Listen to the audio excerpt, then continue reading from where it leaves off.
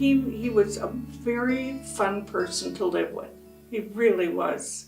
Because I frequently said every day was a surprise because I never knew what was coming next. And it was like, oh my gosh, here we go. And my family never took vacations ever. When you're on a farm, you don't. And when our children were little, one of the first vacations we took was to Florida and Disneyland. I mean, this was just unheard of. His method, George's method of letting me know what he was thinking is to mention it. You know, it would be fun to do that someday. And what I wouldn't know is that he had gone to AAA and he had road maps, he had hotel names. They weren't in, you know, he hadn't made reservations yet or hadn't truly made up his mind, because he did listen to me. I sometimes implied that he didn't, but he did. And so he would always justify why it was necessary to do this. You had to get away to get a different perspective on life. When we drove to the parking lot, there were fields of cars everywhere. I was so overwhelmed. We no more than had parked, and there was a trolley that kept running around the place to pick up people to take them to the gate. This was, again, another new experience for me. So they were coming, those new experiences were coming so fast. And when we got closer to the entranceway, here you see all these rides, and it was like walking into dreamland, into fairyland. Unbelievable, unbelievable. They were excited about what we were doing, looking for the next thing to do so that we could have that kind of excitement also. And husband George was pretty good at dreaming up something else. George was in his element, yes. He didn't show his emotions a whole lot. I mean, it was just one of those things you had to do. It was a real delight for him to see us happy. If we were having a good time, he knew, of course, that it was a total success. And so we went on all kinds of rides. We went into this one building in Disneyland. And the way they had structured the room was such that the floor was flat, I'm sure, but they had painted the walls so that it looked as if you were walking uphill, and so you'd make that attempt to walk uphill, and it was straight, flat floor.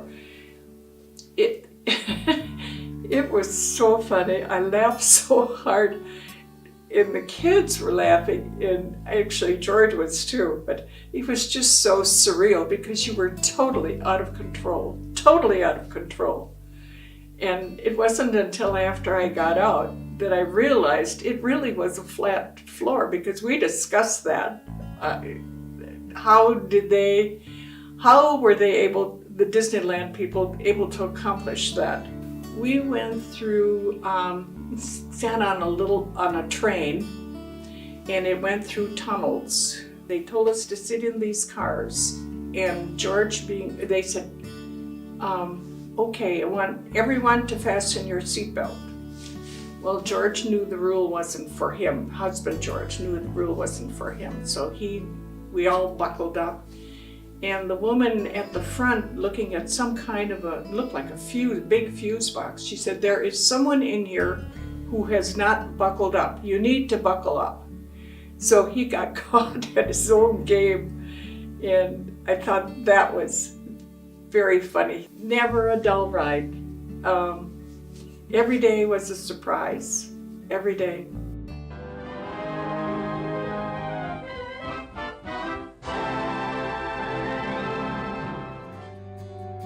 Another monumental thing that he did, and included all of us, the 3 children and myself, was When he was teaching at the university, they had a January course where the university wanted you to experience another culture. And of course, George signed up to be one of the professors to go along. And so he said to us, this time I'm going to take you along. All of you are going. And so we started planning for that. And he said, incidentally, I think it would be nice if your mom went with us. I remember we were at somebody's wedding reception at a dance, and I went to her and said, George said that it would be nice if you came along with us. And of course she agreed. My mom was another one for new adventures.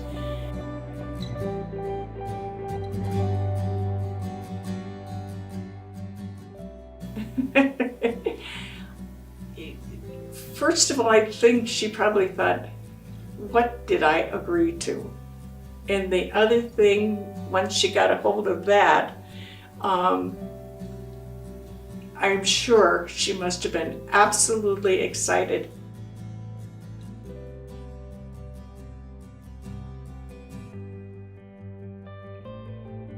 Son George found out that we were going to go to London. He didn't want to go. He was a senior. This was his last year. He was a senior at East High School. This was his last year. He was going to be with his friends. There was no way he was going. So husband George, in no uncertain terms, made sure that he understood, verbally, that he was going. This was an opportunity. George Sr. went to school to talk with the teacher because son George knew that the teacher didn't want him to go, and to try to convince husband George that he didn't want to go. Husband George went to school and talked to the teacher. And the teacher said to him, now George is in education, and the teacher said to husband George, you mean you're going to deny your son a month of education? Well, that really hit a raw chord in husband George. I have no idea what he said, but he repeated that story so often. He said it was as if this teacher did not understand the education that the month in London would be. He found it totally ridiculous. Well, we got to this motel, assigned to our rooms, and we each went to our rooms, and then Mary and my mom were in one room, George and I, of course, in another, and the two boys in the other room. So then we waited for husband George to come back and we're talking hours. We went down to Don and George Jr.'s, or son George's room, and here they are with jackets, their winter coats on. As it happened to be, there was a big chunk of the window out, and so it's probably 40 degrees in London at the time, and their room was really, really cold. And I can always remember son George said, when we got in, he took his jacket and he pulled it over and he said, I am so damn glad to be here. Well, that is just stuck in my mind forever. And that's just how he was feeling at that moment.